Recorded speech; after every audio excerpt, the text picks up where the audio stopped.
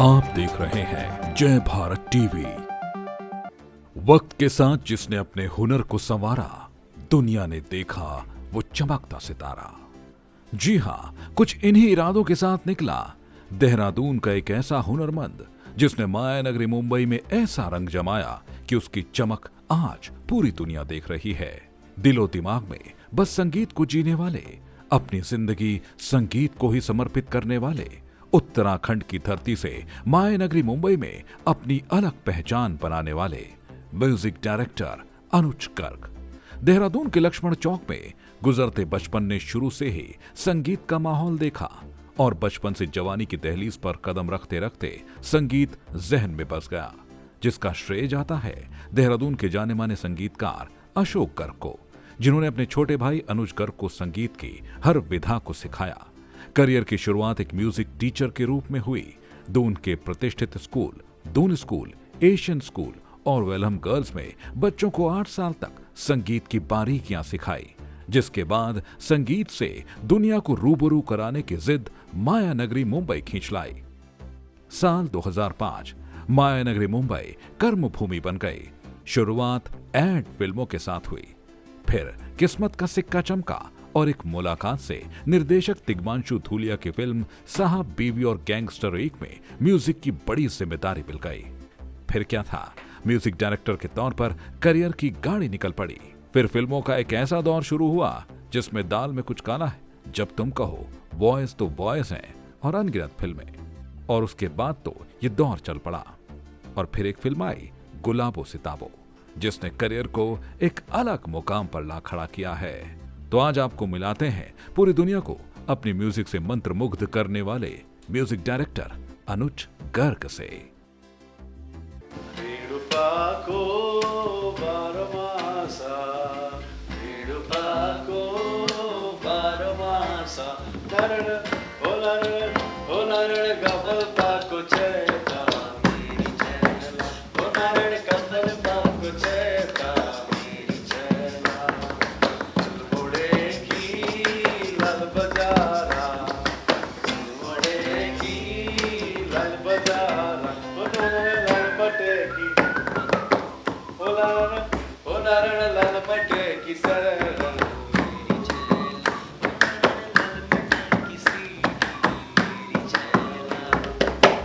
नमस्कार, स्वागत है आप सभी का जय भारत टीवी में। मैं हूं योगेश धस्माना। संगीत की जब भी बात होती है तो वो संगीत हमारे जीवन में बसता है। ऐसा कोई जीवन का वो रंग नहीं जिसमें संगीत ना बसा हो। और जब यही संगीत हम सुनते हैं जिसमें बात होती है एक उत्तराखंड के नाम की, एक ऐसे नाम की जिन्होंने देहरादून में अपना बचपन गुजारा लेकिन अपनी सफलता का मुकाम पाया माया नगरी मुंबई में जाकर। कहते हैं कि उत्तराखंड की प्रतिभाएं ऐसी प्रतिभाएं हैं जिसे हर कोई पसंद करता है और इन्हीं प्रतिभाओं के दम पर आज उत्तराखंड को गर्व है। जी हां, आज एक ऐसे ही नाम की हम बात करने जा रहे हैं जो कि पूरी म्यूजिक इंडस्ट्री में एक बड़ा नाम बन चुका है। एक ऐसे संगीतकार, एक ऐसे म्यूजिशियन जिनके गाने जब बजते हैं तो कहते हैं कि दिल को छू जाते हैं। फिल्म गुलाबो सिताबो हो या फिर साहब बीवी और गैंगस्टर हो या फिर मां को समर्पित वो गाना जिसमें बिग बी यानी कि सदी के महानायक अमिताभ बच्चन ने अपनी आवाज दी है। तो आज ऐसी शख्सियत, जी हां, उत्तराखंड के अनुज गर्ग हमारे इस खास कार्यक्रम में हमारे साथ जुड़ रहे हैं। जानेंगे उनके जीवन के संघर्ष के बारे में, उन सफलताओं के बारे में जिसे पाना हर संगीतकार का एक सपना होता है। आइए स्वागत करेंगे अनुज गर्ग, म्यूजिशियन और उत्तराखंड की ऐसी प्रतिभा जिन पर आज उत्तराखंड को नाज है। बहुत बहुत स्वागत है अनुज गर्ग आपका Jai Bharat TV. Thank you Yogesh ji, thank you so much. सबसे पहला यही प्रश्न, आज जिस मुकाम पर आप पहुंचे हैं, उत्तराखंड की उन वादियों से आप निकलकर माया नगरी मुंबई पहुंचे और आपने आज एक अलग मुकाम बना लिया है। जब भी उत्तराखंड के म्यूजिशियंस की बात होती है तो आपका नाम निकलकर सामने आता है और वो नाम है अनुज गर्ग का। आज अनुज गर्ग जब नाम लेते हैं, अपनी पीछे की सफलता देखते हैं आप, तो किस तरीके से आंकते हैं अपने संघर्ष को? मुझे लगता है मैं वहीं पे हूँ जहाँ था और मैंने सब कोई बहुत ग्रेट काम नहीं किया है, ठीक ही म्यूज़िक करने का शौक़ था और उसके पीछे भागा हूँ। कुछ लोगों ने साथ दिया तो कुछ फिल्में कर पाया, और मैं बिल्कुल वैसे ही अनुज गर्ग जैसे देहरादून में घूमता था, उन्हीं गलियों में घूम रहा हूँ अभी, वैसे ही लग रहा है बिल्कुल यार। टिपिकल देहरादून का। बिल्कुल बिल्कुल। आप ये बताइए कि हम तो ये जानते हैं कि किसी भी फिल्म में अगर कास्ट में अमिताभ बच्चन हो और आयुष्मान खुराना हो, या फिर साहब बी और गैंगस्टर की बात कर लें, तिग्मांशु धूलिया डायरेक्टर हो और उसके पीछे एक म्यूजिक डायरेक्टर अनुज गर्ग हो, तो एक जो है लगता है कि हाँ भाई एक फिल्म हमने की है जिसमें इतने बड़े सितारे रहे हैं, उनमें आपने म्यूजिक दिया है, तब कैसा लगता है? बहुत अच्छा लगता है। और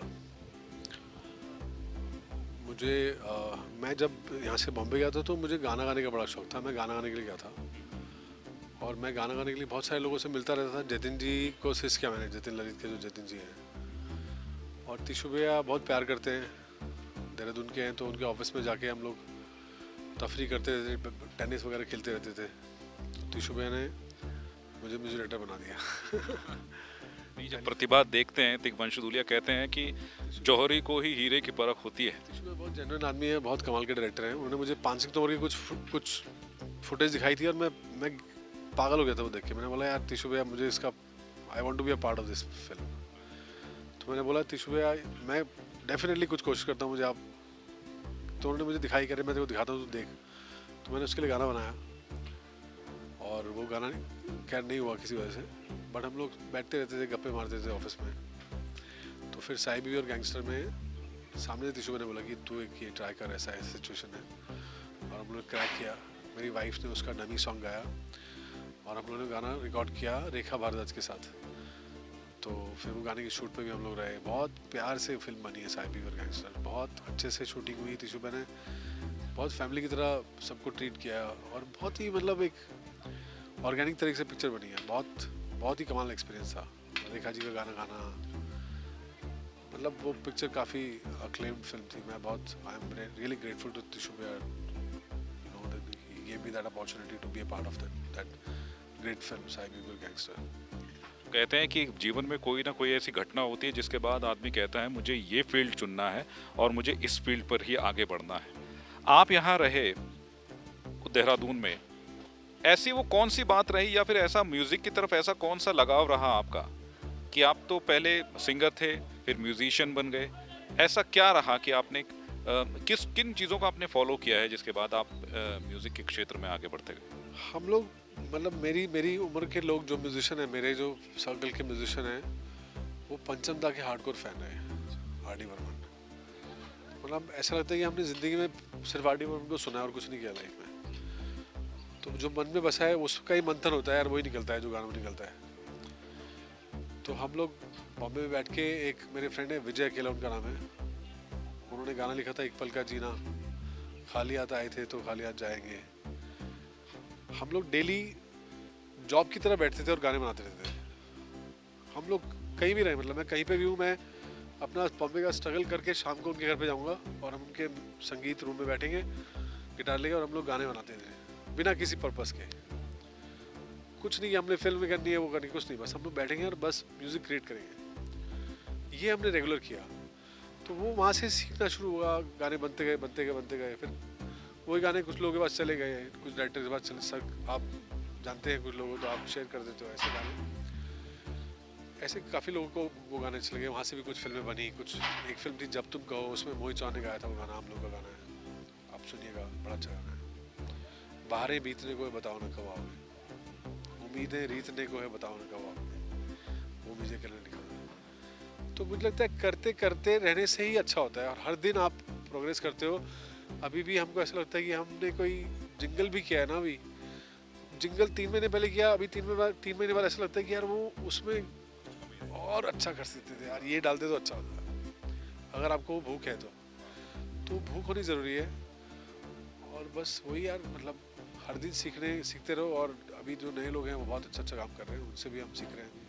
देखिए, ये दिलचस्पी बन जाती है जब हम आगे बढ़ेंगे, और ये दिलचस्पी इसलिए होती है क्योंकि जब हम बात करते हैं अनुज गर्ग तो वो देहरादून से जुड़ते हैं। तो देहरादून के कई ऐसे लोग हैं जो ये कहते हैं कि अनुज गर्ग म्यूजिशियन देहरादून से, गुलाबो सिताबो, कई ऐसी फिल्में, बॉलीवुड की बड़ी बड़ी फिल्में। तो वो जानना चाहते हैं कि जब देहरादून से निकलकर आगे बढ़े अनुज गर्ग, तो उनकी जीवन में कई ऐसे जो है मॉरल सपोर्ट रहते हैं, और जो उनकी ज़िंदगी के जो खास कहते हैं कि उनके महत्वपूर्ण स्तंभ रहते हैं जो उनका जीवन बनाते हैं आगे जाकर। तो ऐसे में वो कौन से लोग रहे देहरादून के, अगर खासकर बात करें? फैमिली सपोर्ट तो रहता ही है। मुंबई की बात करें तो मुंबई में भी कई ऐसे लोग होते हैं जो जब आप जिस मुकाम पर पहुंचते हैं उस मुकाम तक पहुंचाने के लिए वो आपके साथ ही रहते हैं, आपका बैक सपोर्ट रहते हैं। ऐसे कौन कौन से लोग रहे? सबसे बड़ा सपोर्ट अशोक गर्ग जो मेरे बड़े भाई हैं, उन्होंने हमें मार मार के सिखाया म्यूज़िक। अगर वो नहीं होते तो मैं शायद मतलब आई डोंट नो, पता नहीं क्या दवाई बेच रहा था शायद साइकिल में बैठ के। कहते हैं गुरु जब सख्त होता है तो जो शिष्य होता है वो ज़रूर आगे बढ़ता है, और उसी दिशा में आप आगे बढ़े हैं। बात करेंगे उत्तराखंड की अगर, तो कहते हैं कि जो उत्तराखंड का रहता है वो भले ही माया नगरी मुंबई में रहे लेकिन दिल उसका हमेशा उत्तराखंड में रहता है। कि ऐसा अनुज गर्ग के साथ भी? बिल्कुल बिल्कुल, बॉम्बे मुझे कभी पसंद नहीं आया, और बॉम्बे क्योंकि हमें जो चाहिए था वो बॉम्बे में मिलता है।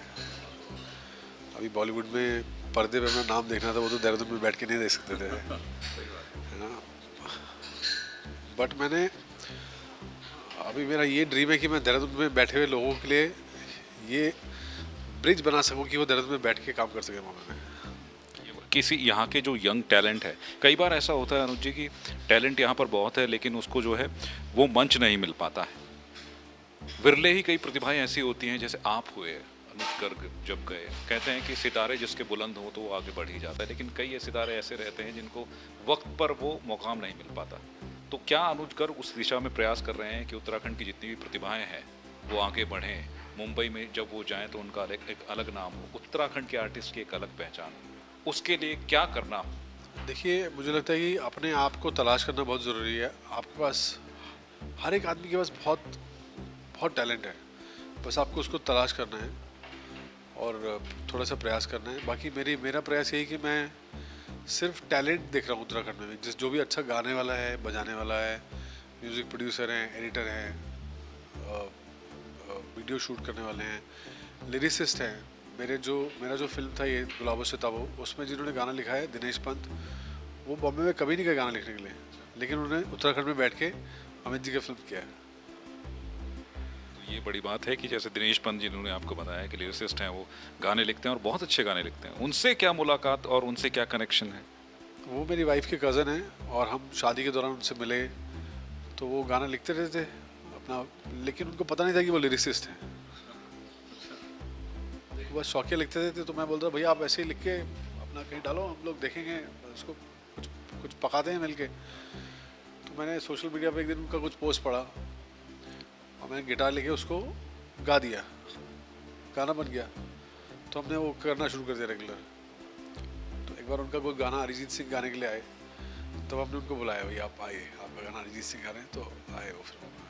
जैसे प्रोड्यूसर डायरेक्टर्स के लिए भी काफ़ी आसान होता है जब म्यूजिशियन और लिरिसिस्ट एक साथ एक जोड़ी में मिल जाए, तो उनके लिए बहुत आसान हो जाता है फिल्मों का म्यूज़िक करना।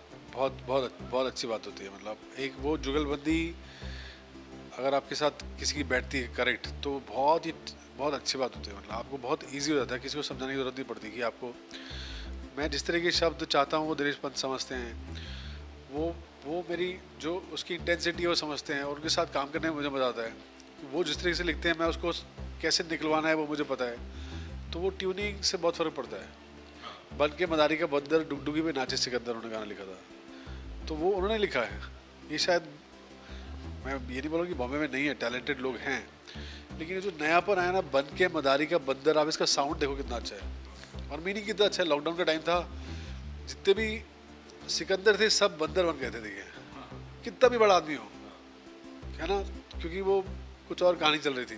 प्रकृति से बड़ा कोई नहीं, ये सिखाया है लॉकडाउन। एग्जैक्टली। तो वो पहला गाना था जो सुजीता को हमने सिर्फ मैसेज लिख के दिया, बन के मदारी का बंदर डुगडुगी में नाचे Sikandar, he said I wanted. और एक और गाना था, आना है जाना है जीवन आना जाना है, मिट्टी है मिट्टी में मिल जाना है, 2 दिन का ये मेला है, खेला फिर उठ जाना है, आना है जाना है जीवन चलता है। वो गाना तो इस फिल्म के सारे गाने मैंने सिचुएशन पे बनाए। उन्होंने बुढ़ऊ का मुझे सिचुएशन दिया कि भाई बुढ़ऊ एक वर्ड है, अमित जी के लिए बनाया कि भाई बुढ़ऊ है तो उनके लुक के ऊपर, उनके उनकी जो हरकतें हैं उसके ऊपर कह रहे वो बुढ़ऊ, तो उन्होंने मुझे इतना बोला कि वो बुढ़ऊ है, बुढ़ऊ वर्ड उन्होंने दिया मुझे सिर्फ। और वो बोलते कि यार बुढ़ऊ के ऊपर एक गाना बनाना है कि तू सुधर जा, बुढ़ऊ इतनी गाली खाता है, सुधरता नहीं है, ऐसा इतना उन्होंने बोला। तो हमने पंजी के साथ मंथन किया और उन्होंने लिखा फटी आजकल के धावों में लटके बुढ़ऊ। तो सिर्फ 2 दिन का मेला यही ऐसा गाना है जिसके ऊपर हमको कोई ब्रीफ ही नहीं मिला। वो मेरे दिमाग में ये 2 लाइन थी, 2 दिन का ये मेला है, खेला फिर उठ जाना है, आना है जाना है, जीवन चलते जाना है।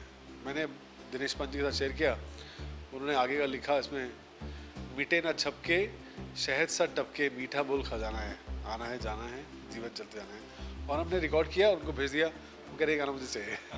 और वही गाना है जो जिसकी कोई सिचुएशन नहीं थी, लेकिन वो गाना पूरा फिल्म में आता है जब वो कुर्सी बिकती है। तो वो ये बताइए अनुज करके कि उत्तराखंड की जो इंडस्ट्री है, फिल्म इंडस्ट्री हो या म्यूज़िक इंडस्ट्री है, जब हम आप देखते हैं कि पंजाब की म्यूज़िक इंडस्ट्री है और फिल्म इंडस्ट्री है, भोजपुरी फिल्म इंडस्ट्री है, म्यूज़िक इंडस्ट्री है, जिस भी रीजन में जाते हैं तो हम वहाँ का जो म्यूज़िक इंडस्ट्री बहुत रिच दिखाई देती है हमें।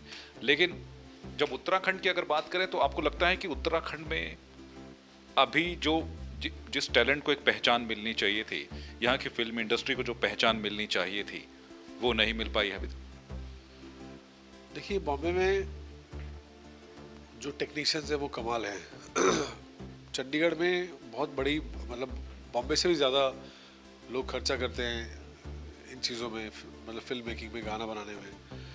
तो वो मुझे लगता है उत्तराखंड में बहुत ज़रूरी कि उत्तराखंड के लोग उसको आगे बढ़ाने में हेल्प करें, ताकि उत्तराखंड में जो स्टैंडर्ड म्यूज़िक का है और जो फिल्म मेकिंग का है वो थोड़ा रीजनल से हट के बने आगे। तो मेरा भी प्रयास यही कि हम जो उत्तराखंड के गाने हैं उसमें वो बॉलीवुड लेवल के बात आए, उसमें वो मज़ा आए कि उसमें वो प्रोफेशनलिज्म आए, रीजनल नहीं साउंड में। लेकिन बॉलीवुड इंडस्ट्री तो पूरी देश की इंडस्ट्री है। जब हम रीजनल इंडस्ट्री में जाते हैं, भोजपुरी फिल्में, पंजाबी फिल्में, तो लगता है कि उत्तराखंड की फिल्में वो नहीं कर पाई जो इस वक्त भोजपुरी फिल्म इंडस्ट्री कर रही है, पंजाबी फिल्म इंडस्ट्री कर रही है। साउथ में हम जाते हैं तो साउथ की फिल्म इंडस्ट्री, साउथ के लोग तो खैर बहुत ही आगे हैं, बट ये बात सही है कि भाई बिहारी भोजपुरी फिल्में बहुत चलती हैं। बहुत उत्तराखंड की भी है, मतलब मैंने उत्तराखंड का म्यूज़िक कभी बनाया नहीं है, और वो लैंग्वेज भी मतलब मेरे को नहीं, मैं जानता हूँ, बट ऐसा नहीं है कि जैसे सैराटिक फिल्म थी मराठी, और वो बहुत बहुत क्रिटिकली अक्लेम फिल्म थी। तो मुझे लगता है अगर अच्छे से फिल्म बनाई जाए, अच्छे से लिखी जाए और उसको प्रेजेंट किया जाए कि ताकि वो सब टाइटल्स के साथ रिलीज़ हो, और तो डेफिनेटली पहुंचेगी। आजकल तो सोशल मीडिया, ऐसा हो नहीं सकता कि वो नहीं जाए। लेकिन आपको लगता है कि उत्तराखंड में जिस तरीके से आप बैठेंगे यहाँ पर, कई ऐसे यहाँ की प्रतिभाएं हैं जिन्होंने पूरे देश में नाम किया है, लेकिन होता यह है कि जब प्रतिभाएं यहाँ से निकल जाती हैं तो फिर पीछे मुड़कर नहीं देखती। तो लगता है कि आपको ये कहीं ना कहीं कमी रह जाती है यहाँ की म्यूज़िक इंडस्ट्री, फिल्म इंडस्ट्री को आगे बढ़ाने में। देखिए, हर आदमी अपने आप को आगे बढ़ाने की कोशिश में लगा रहता है, स्ट्रगल करता है। तो और बहुत सारे लोग सपोर्ट करते हैं। तिग्माचू लिया यहाँ से गए, उन्होंने बहुत सारे लोगों को सपोर्ट करते हैं उत्तराखंड के, है ना। तो ऐसी बात तो नहीं है, मेरा भी मन है कि मैं उत्तराखंड के लोगों के साथ काम कर ही रहा हूँ अभी भी। तो मैं ढूंढ ही रहा हूँ गाने वाले, म्यूज़िक प्रोड्यूसर्स, म्यूजिशियन मुझे मिले जिनके साथ काम करें।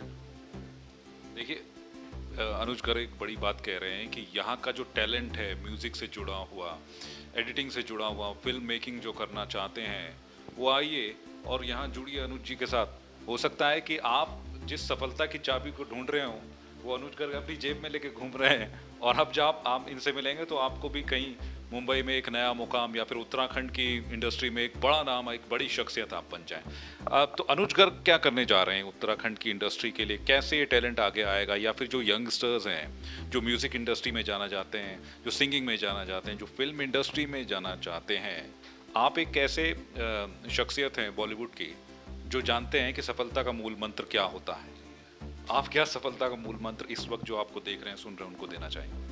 मेरे लिए यही मैसेज है, जो भी जनरेशन है उत्तराखंड की या कहीं की भी, यार योगेश जी, मतलब टैलेंट की कोई कमी नहीं है आज की तारीख में ना। मतलब भरा पड़ा है टैलेंट सबके पास, बड़े अच्छे गाने वाले हैं। मेरा बेटा छोटा है 10 साल का, वो जब गाता है तो मुझे लगता है कि काश मैं इसकी तरह गा सकता। मैं कभी उसकी तरह नहीं गा सकता, वो इतना सुरीला और इतना पक्का गाता है। तो और मतलब छोटे बच्चे, एक मेरे दोस्त है राजन अय्यर, उसकी बेटी को मैंने सुना रिसेंटली, मैं हिल गया उसको सुन के, कमाल कमाल टैलेंट है। तो मैं यही चाहता हूँ कि अभी तो बच्चों के पास ना, एक बच्चे क्या होता है कि बहुत रियल इमोशन होता है बच्चों का, वो लोग प्योर हैं, उनके पास जो है वो है। अभी हम लोग जो बड़े जो लोग समझते हैं कि जिनको म्यूजिकली आगे बढ़ना है, सिंगर बनना है, म्यूजिशियन बनना है, हर एक आदमी किसी को फॉलो करके आगे जाता है, लेकिन उसको फॉलो करने में वो अपने आप को भूल जाता है। अभी आपको अरिजीत सिंह को आप इंस्पायर करते हैं, अरिजीत आपको, तो अरिजीत सिंह मत बन जाइए, है ना। अरिजीत सिंह ने भी किशोर कुमार या जो भी मेहंदी हसन साहब को सुना है, सब सुनते हैं तो उनसे सीखते हैं कैसे वो गाते हैं, लेकिन अरिजीत ने अपनी पहचान बनाई, उनकी एक अपनी ओरिजिनल आवाज़ है। तो मेरा यही मैसेज है सिंगर्स के लिए। बहुत सारे सिंगर मुझे मैसेज करते हैं जिनके पास टैलेंट की कमी नहीं है, बहुत सुरीले, बहुत अच्छा गाते हैं, लेकिन वो सब एक जैसा गाते हैं।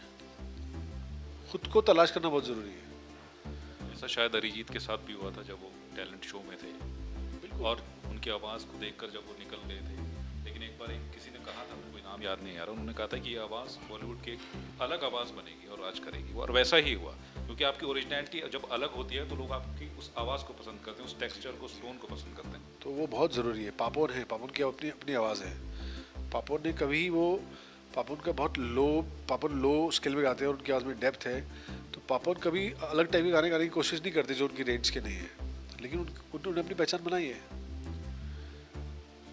आप यही उनके हिसाब से गाने बने लग गए, उनके हिसाब से वो गाने बनते हैं।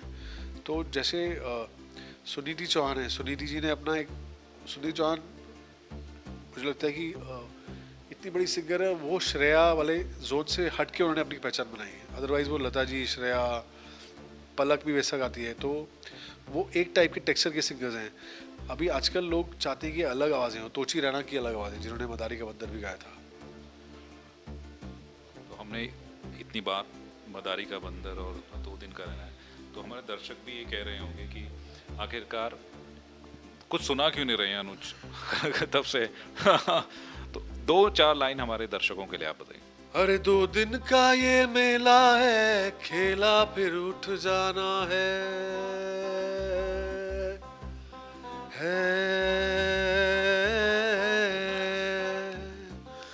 2 दिन का ये मेला है, खेला फिर उठ जाना है, आना है जाना है, जीवन चलते जाना है, आना है जाना है, जीवन चलते जाना है। मिटे ना छप के शहद सा टप के, मिटे ना छप के शहद सा टप के, मीठा बोल खजाना है, आना है जाना है, जीवन चलते जाना है, आना है जाना है, जीवन चलते जाना है। थैंक यू विकास। बन के मदारी का बंदर, डुगडुगी पे नाचे सिकंदर, बन के मदारी का बंदर, डुगडुगी पे नाचे सिकंदर, खन खन खन के गिनती के सिक्के सांसों की टकसाल में, मोह माया ने उलझाया इस फरेबी जाल में, खारे पानी में ढूंढे मीठा समंदर, बन के मदारी का बंदर, डुगडुगी पे नाचे सिकंदर, बन के मदारी का बंदर, टंग टंग टंग टंग, डुगडुगी पे नाचे सिकंदर। Thank you. बहुत खूब, बहुत खूब। आपने सुना जिस तरीके से जीवन आना जाना है, मदारी का बंदर, ये वो गाने हैं जो जब भी बजते हैं तो दिल के तार छेड़ देते हैं। ऐसा ही एक गाना बनाया, और उस गाने के पीछे क्या सोचती है भी जानने की कोशिश करते हैं अनुज गर्ग से। माँ, माँ एक ऐसा शब्द है जो हम सभी के जीवन में एक अभिन्न स्थान रखता है। माँ के साथ इमोशंस जुड़े हैं, हमारी जिंदगी जुड़ी है, और उसी माँ को समर्पित करते हुए गाना बना जिसमें आवाज दी अमिताभ बच्चन ने और खुद अनुज कर के बेटे ने। पहले तो ये समझाइए कि माँ को जो आपने डेडिकेट किया है, इतना बेहद सुंदर गीत जो है, जब भी सुनते हैं तो हर कोई इमोशनल हो जाता है, माँ की याद आती है उनको। ये कैसे कॉन्सेप्ट समझ में आया और कैसे ये गीत बना, और खासकर तब जब अमिताभ बच्चन इसमें आवाज दी? जी, तो ये गाना बनाने के लिए जैसे मैं बोलता हूँ कि आप खुद को तलाश करें और रियल म्यूज़िक करें। Folk music is real music. मैं उसको मानता हूँ कि वो खुशी के लिए, संगीत जो है खुशी के लिए गाया बनता है एक्चुअली। उसका धंधा नहीं है, म्यूज़िक बिजनेस नहीं है।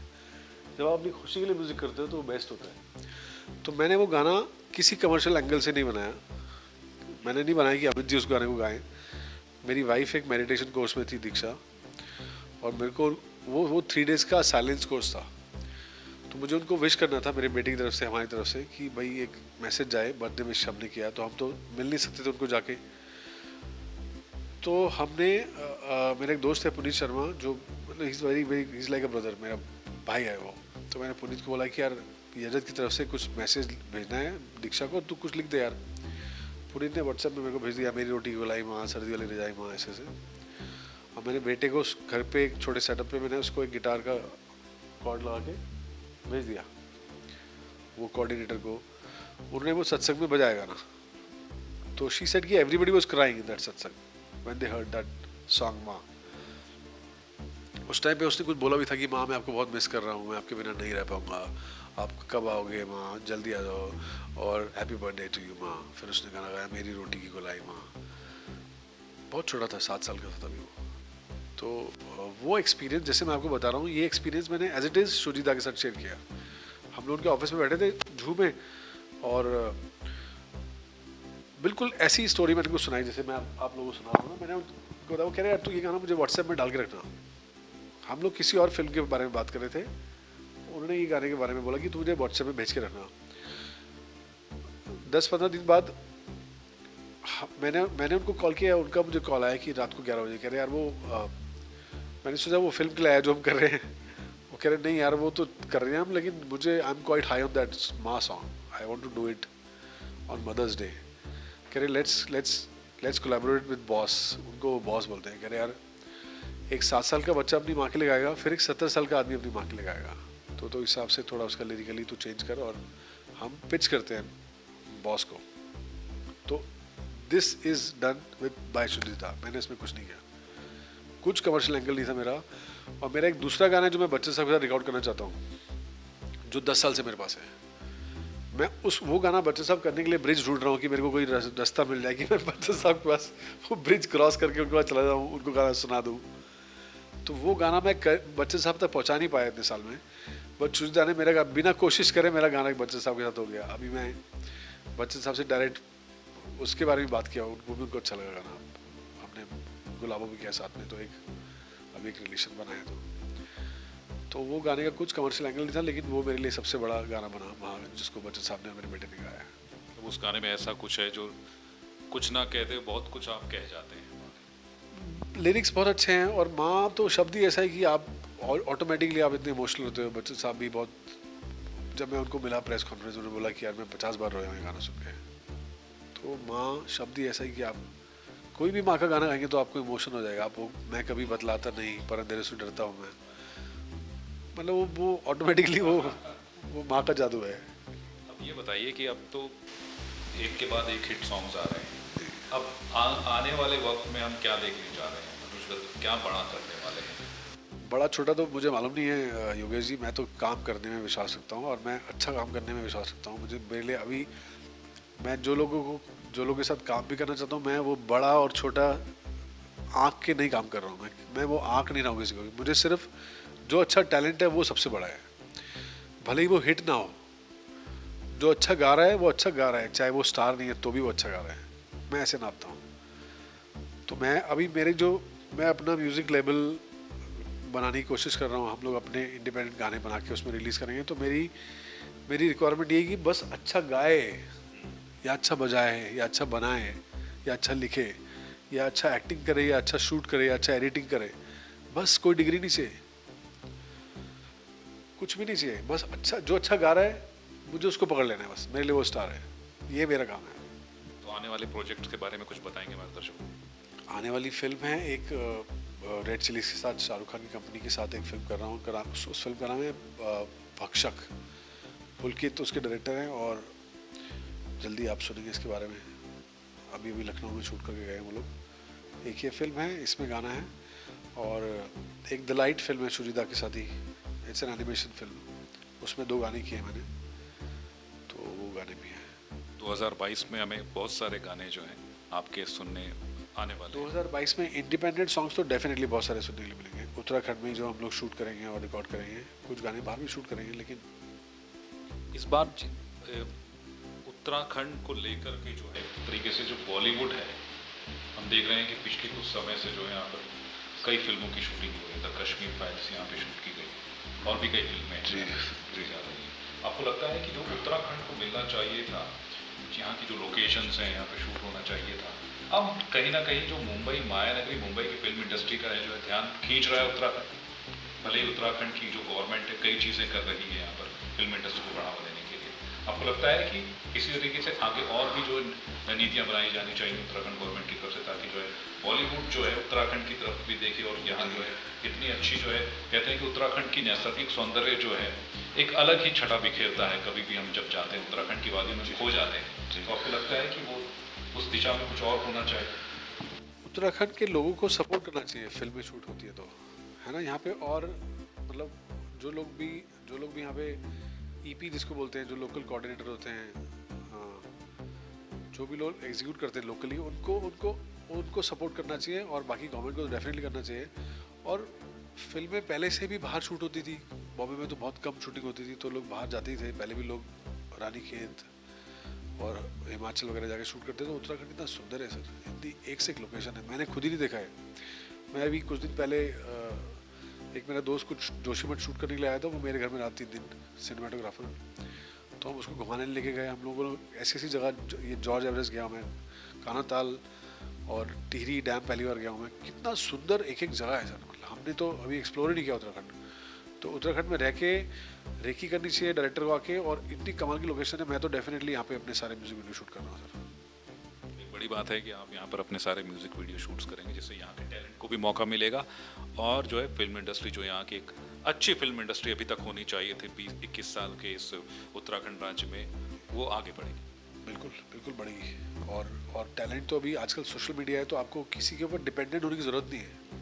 अभी आप वो ज़माना चला कि आपको बॉम्बे में जाने की ज़रूरत है, आप जाके किसी को डायरेक्टर को मिलना है। आप अभी सब सोशल मीडिया है, जो OTT प्लेटफॉर्म में फिल्म बन रही है, वो भी थोड़ा टाइप चेंज हो गया। अभी जो सिनेमा का वर्ल्ड है ना, वो बदल गया है।